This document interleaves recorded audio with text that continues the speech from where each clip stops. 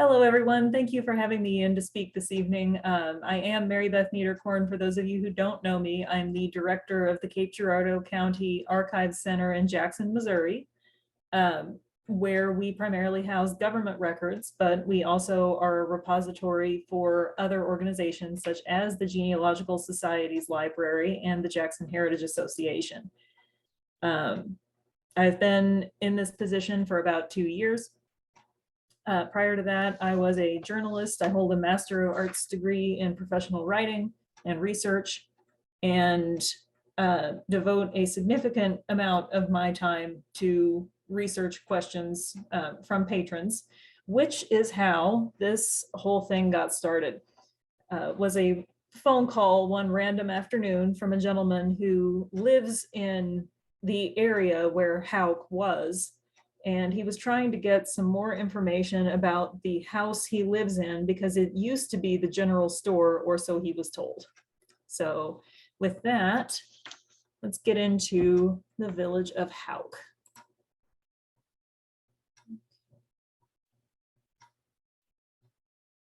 All right. So I call it a Cape County ghost town because there's not much of anything left there anymore. It's at the junction of Highway Z and Highway F in the southwestern part of Cape Girardeau County. It is kind of triangulated between Tilsit, Gordonville, and Whitewater.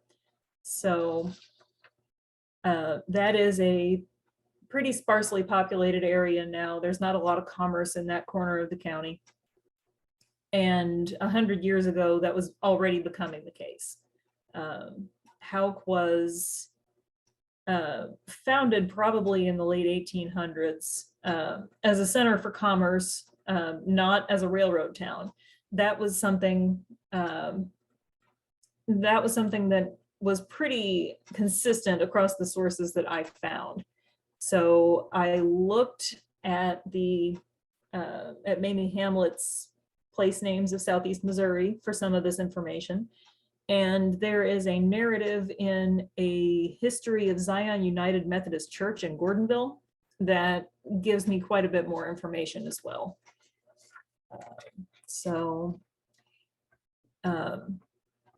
Abraham and Peter Houk, who were landowners in the area supposedly, I was not able to find hardly anything on either one of them from census records or land title deeds or any of that kind of information, but let's see if I can pull up the map here.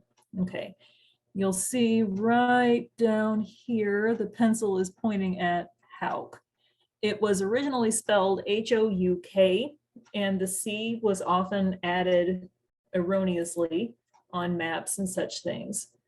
So the town was not named for Louis Houk, the railroad magnate. So the post office was in operation from about 1889 to 1905. And the Zion book says that the post office was closed in the early 1900s with the advent of rural free delivery. So in many ways, Houk was really the victim of progress, unfortunately. So the town's death knell was its 1917 or 1918 fire. I had some sources that kind of conflicted on that, but essentially, let's see, narrate here from this. So some say that the blacksmith shop was the reason for the fire on that fateful day when the town was destroyed. The first building to catch fire was the smokehouse owned by the Fowler family. The flame pushed by the relentless winds spread rapidly, dancing and jumping from one building to another until the town was completely engulfed. Cisterns were emptied and bucket brigades were formed in futile, short-lived effort to stop the flames from spreading. Realizing the situation was hopeless, the townspeople began to hastily empty their homes of their most precious items. Bedding, clothing, even hand-woven carpeting was salvaged from the upstairs areas. Many of the families were able to save nearly all of their downstairs belongings. But basically, most of the entire town was kind of left to burn itself out. And this says that the small village was erased from the map, and only the August Denicky family would rebuild. They also reopened a small store to supply the area with groceries and dry goods for a short time. And we think that the Denicky house might have been the house that the patron who originally called might live in today. So that building might still survive. We're not entirely certain. Records aren't that great, but something I also found pretty curious was that the census never distinguished Houk as its own area. It just says it's in Whitewater Township, and you see a lot of the family names that are mentioned in this narrative, you see them kind of grouped together. So you can more or less assume that the town was maybe 20, 25 families. And once again, I can't really say with any degree of certainty, but that would be a pretty reasonable discussion or conclusion. So the town was platted as Salado and was also known as Bugtown or Bucktown. And this 1910 survey shows what the town looked like. So that was kind of interesting. Okay. That. But you'll see here too that, okay, Bartholomew Cousins land grant, which is out to the west of Jackson, is quite a bit north of there, but here's Tilsit and Burfordville is over here. So we have a nice triangle. Whitewater is out this way. Okay. Okay, moving on. So we have a little bit of a timeline of the town, which I've already talked about this a little bit, but let's see. There was only one main road in the town, which is, again, not terribly unusual for small towns in Cape Girardeau County at that time. And the businesses included not just the general store, but also a machine shop, a blacksmith, and a grocery store. So at one time, Houk was really a good place to go to get some of your needs met for your family. And this narrative also suggests that the proliferation of automobiles also hastened the town's disappearance because it shortened your travel time, obviously. But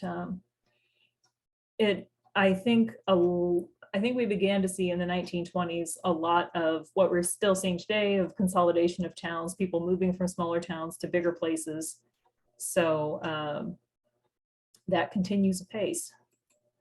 But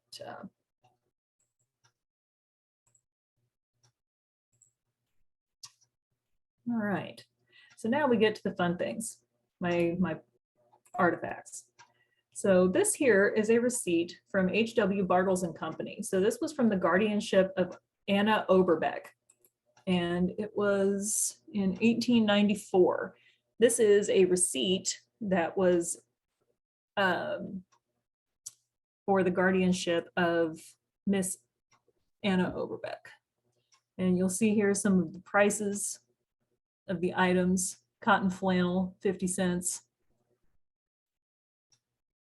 And I just thought this was a really interesting item. Shows you $3.56 total, which in 1894 was quite a lot of money.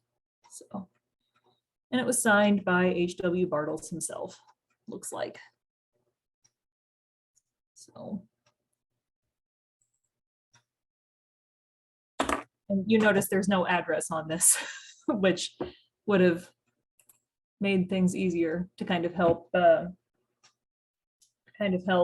place where things were in Houk. So the only evidence of Peter Houk, as I mentioned, that I could find was of him in a territorial court case from 1815. And he was tried with John Hahn Jr. as a co-defendant, and the complaint was a scolded or a scalded mare. Several people looked over this and couldn't really tell if it was an A or an O, but the complaint was essentially that they had injured this horse. And look at the fee that he was charged in 1815 was $200. And his co-defendant was levied that same fee. And then John Hahn Sr. was charged $100 for his role. And all of them signed with their mark, meaning they were illiterate, which could explain why there were so few records of Peter Houk. But supposedly Peter and Abraham were brothers who moved to the region and bought property, lived there, lent their name to the place, and the only other scrap of information about him was what you see here. So really, there's pretty scant information altogether, but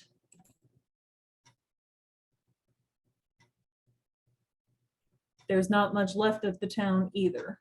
But I thought this was a pretty fascinating glimpse into what the makeup of the county was. There were several much smaller towns throughout the county in that time period, and not everything that not every venture went to fruition. So, do we have any questions?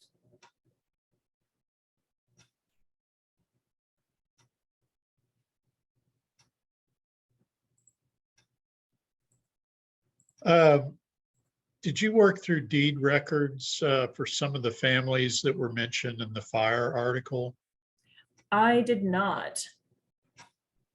Because I'm wondering if it was actually platted as a town, were there lot numbers mentioned in deeds? I mean, you can kind of, could be. If that's the case, you've got a plat, and if you had lot numbers, you could actually figure out who was where in the town. Mm-hmm. Well, at one time, the town was Salado. Mm-hmm. I grew up on down the road along Route F. Oh, really? Yes.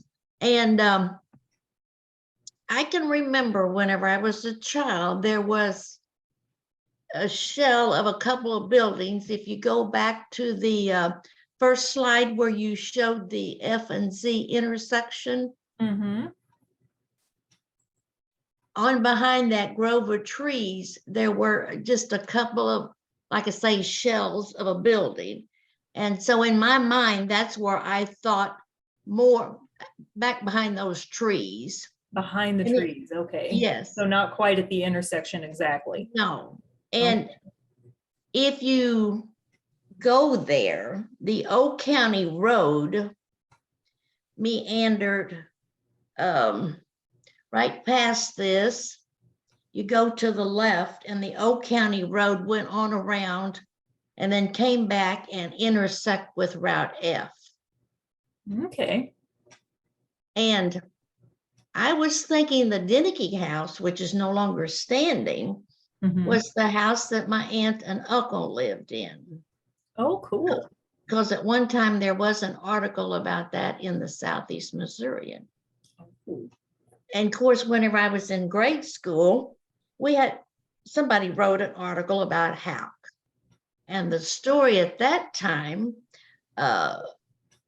it had a nickname, Bucktown, B-U-C-K, Mm-hmm. because a buck, I guess sheep, which is a male sheep, Mm-hmm. kicked over a lantern in a barn, and that's what should have started the fire. Oh, no. And that's the reason they came up with the nickname Bucktown. Mm-hmm. Sounds like a small town version of Mrs. O'Leary's cow. But we always called it Bucktown, Mm-hmm. and then some people would call it Bugtown, just to shorten it even more. Well, and when I started looking into Houk, Sharon Sanders at the Southeast Missourian told me that they had a clip file on the town, but all it had was that article that you mentioned and a couple of other little blips. There was a marriage notice where the bride's parents were from Houk, for instance. And Sharon said that there's no indication in any of the stories where the town was physically located. So I helped solve a question for her too that she'd had. So at least we have a general idea of where it was, and you're giving me a much better idea of where it was if you're saying it's kind of back behind the trees, because I wasn't getting a good sense when I was there of a former layout of like any former foundations of buildings or anything like that. I didn't see anything like that, but the grass was pretty high that day. Mhm. But if you go back to that area, past this intersection of Z and F, so if you continue south, Mhm.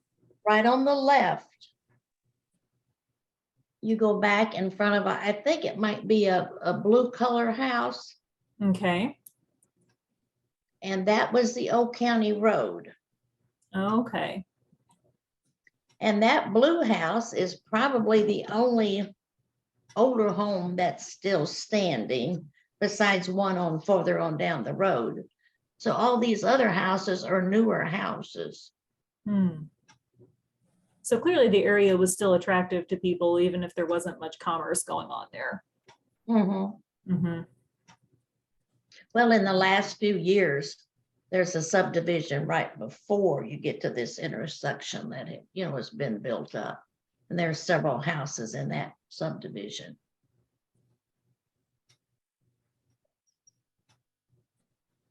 And there's no indication that this HOUK was related to any of the HOUCK's families.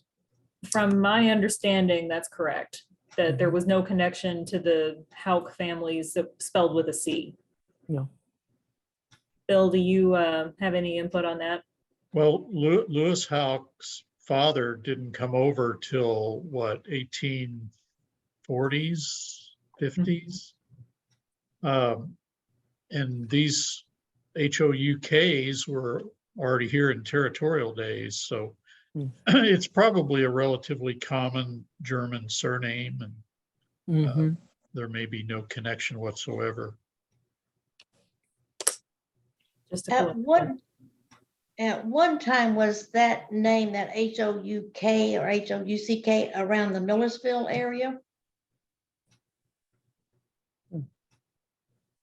Not that I am aware of, but there is a pretty direct route between this area and Millersville at that time. It wouldn't surprise me if there was some travel, some members of the family that moved up that way. I've seen people with the HOUK spelling in Scott County. I can't remember if it's pre or post Civil War. I think it was pre-Civil War.